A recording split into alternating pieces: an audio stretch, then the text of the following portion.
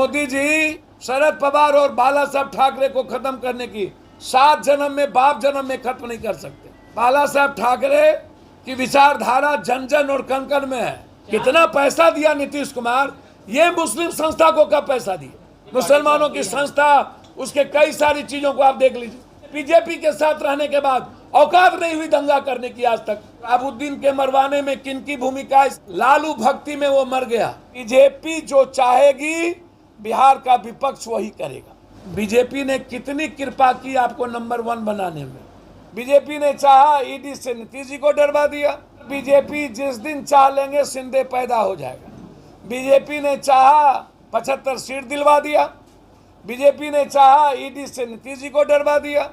BJP ने चाहा तो अग्निवीर और अग्निपथ पर विपक्ष की भूमिका चुपचाप घर में सैंध दिया, रोड पे नहीं आ सकते हो। बीजेपी जो चाहेगी बिहार का विपक्ष वही करेगा। सीएजी की रिपोर्ट एक बार नहीं, लगातार 40 सालों से बिहार एक स्टेट है जहां लगातार अनियमितता की बात होती है कि सीएजी का कहना है कि जिस विभाग के लिए पैसे आते हैं उस विभाग में खर्च नहीं होकर स्टेट गवर्नमेंट कोई भी, इसके पहले भी 15 साल वो पैसे को डाइवर्ट कहीं कर देता है। मामला बिल्कुल गंभीर है, लेकिन सीएजी की रिपोर्ट पर केंद्र सरकार गंभीर नहीं होती है। बीजेपी ने कितनी कृपा की आपको नंबर 1 बनाने में। ऊंची जात के लोग लगातार नीतीश जी के विरोध में थे, तो चिराग जी के बदौलत 75 सीट आ गए। उनसे यह पूछिए ना कि जब लालू यादव जी चुनाव लड़े थे अकेला, तो कभी बीजेपी कांग्रेस के बदौलत सरकार बनाई, निर्दलीय के बदौलत, फिर सीपीआई सीपीएम माले के बदौलत बनाई दूसरे बार। कभी अकेला सरकार नहीं बनी। कांग्रेस जिसकी जरूरत पड़ी उसको साथ लिया। जब चौथे बार वो चुनाव लड़े तो तय सीट पर सिमट गए। जब 5वें बार लोकसभा के चुनाव युवराज के नेतृत्व में लड़े तो 0 पर हो गए। 6ठे बार जब बीजेपी ने खंजर भोंका नीतीश के पीठ में और चिराग जी की असीम कृपा बीजेपी के हाथ से हुई, तो ये 75 के हुए। तो अभी आ ही रहा है चुनाव। शहाबुद्दीन के मरवाने में किनकी भूमिका, इसकी जांच मांग उठानी चाहिए। शहाबुद्दीन के बच्चे और उसकी बीवी और उसके शुभचिंतक, उसके वर्कर को सबसे ज्यादा अपमानित कौन किया, वो देना चाहिए। शहाबुद्दीन परिस्थिति जन मुख्यमंत्री नीतीश जी का वो सवाल नहीं होता, समझौता कर लिए होते। लालू भक्ति में वो मर गया, और एक बार शहाबुद्दीन जी के मरने के बाद उस परिवार और उसके वर्कर की सुध ने ली।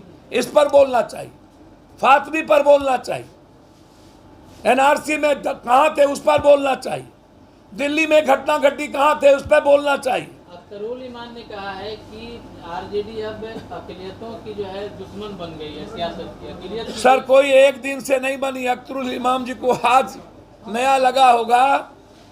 सबसे बड़ा दुश्मन अक़लियत का कोई है तो ये क्षेत्रीय पार्टी।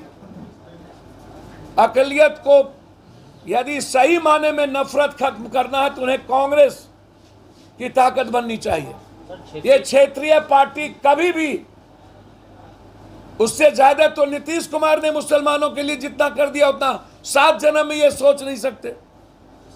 मुसलमानों की संस्था, उसके कई सारी चीजों को आप देख लीजिए। और सत्ता में रहने, बीजेपी के साथ रहने के बाद औकात नहीं हुई दंगा करने की आज तक, और भर बोलने की। ये अपने बारे में बोले ना, जब थे तो कितनी दंगा हुई थी। कितना पैसा दिया नीतीश कुमार, ये मुस्लिम संस्था को कब पैसा दिया? ये 4 विधायक जो आए हैं आरजेडी के सर, साथ, क्या शहाबुद्दीन को और कमजोर करने की कोशिश है? हिना साहब जो पूरे भैया मैं एक बात बोलूं, किसी के आने जाने से कुछ नहीं होता। बाला साहब ठाकरे के यहाँ भी भुजबल से लेके नारायण राणे सब गए थे। उद्धव, एनसीपी, कांग्रेस, मराठा नेतृत्व और देश का सबसे बड़ा नेतृत्व शरद पवार है। बाला साहब ठाकरे की विचारधारा जन जन और कण कण में है। मोदी जी जितना भी तय कर लीजिए शरद पवार और बाला साहब ठाकरे को खत्म करने की। 7 जन्म में, बाप जन्म में खत्म नहीं कर सकते। किसी के आने जाने से कोई फर्क नहीं पड़ता। ये हम बताएंगे ना कि सबसे ज्यादा लालू जी और अभी तक जो सरकार थी, सीमांचल, मिथिलांचल, कोसी के प्रति दुर्व्यवहार किसने किया। आज वर्ल्ड में सबसे ज्यादा गरीबी किशनगंज, अररिया, सुपौल, कटिहार ही क्यों है? सवाल यहां है। शहाबुद्दीन साहब को कितना प्रताड़ित किया गया, उसमें एक सहयोग इस परिवार की नहीं मिली, ना तो उसके बाद ना तो कोई चीज। उसका समय पर आपको पता चल जाएगा।